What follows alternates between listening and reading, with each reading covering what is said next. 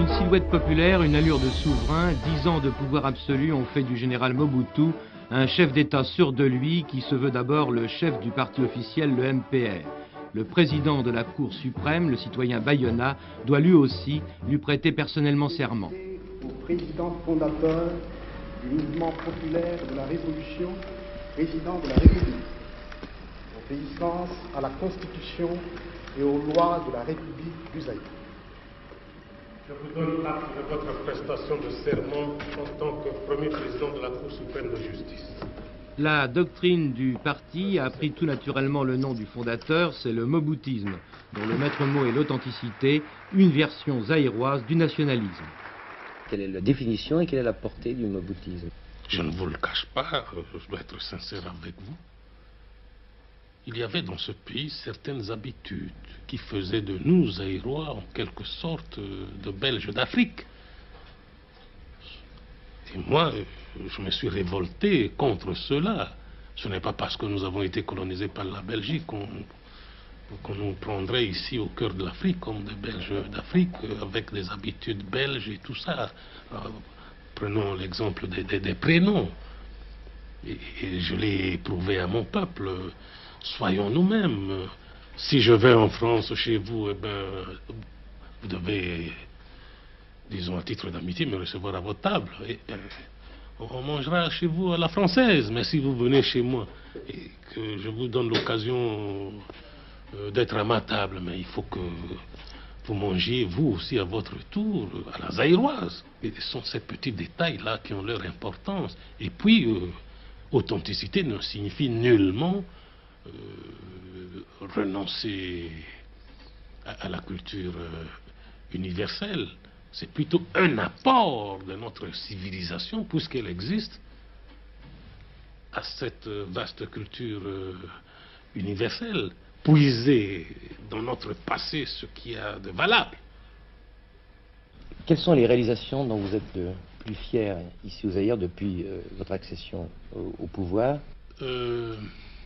Comme réalisation, je crois qu'il y en a beaucoup. Beaucoup, mais celle dont je suis vraiment fier comme chef, c'est la prise de conscience nationale par le Zaïrois, par mon peuple, à l'heure qu'il est. Ce n'est plus un peuple aliéné, c'est un peuple qui est fier de ce qu'il est, fier du devenir de son pays. Et ce n'est plus le même peuple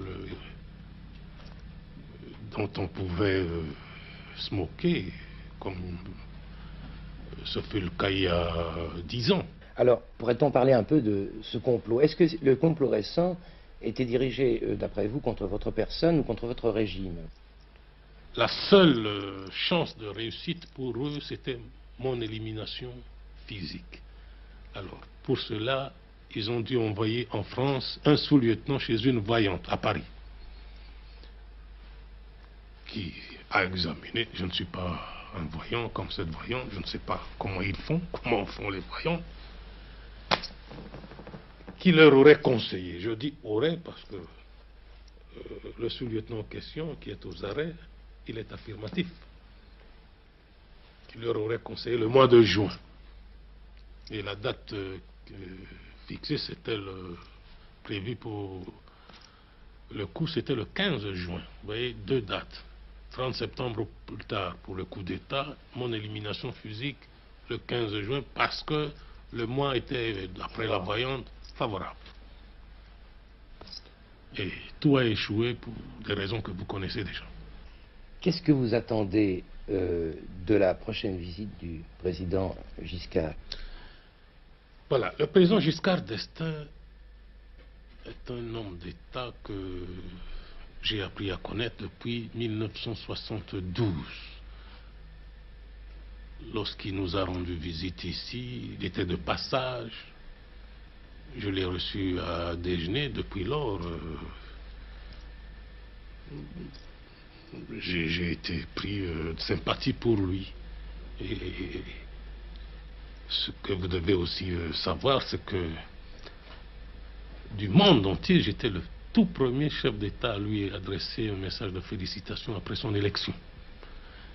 Cela étant, il y a ce que je qualifierais personnellement de chance dans les rapports avec la France, c'est que depuis le général de Gaulle, en passant par Feu Pompidou, jusqu'à Giscard d'Estaing, eh bien, tous ces trois chefs d'État de la Ve République ont été animés de beaucoup de sympathie, d'amitié pour ma personne.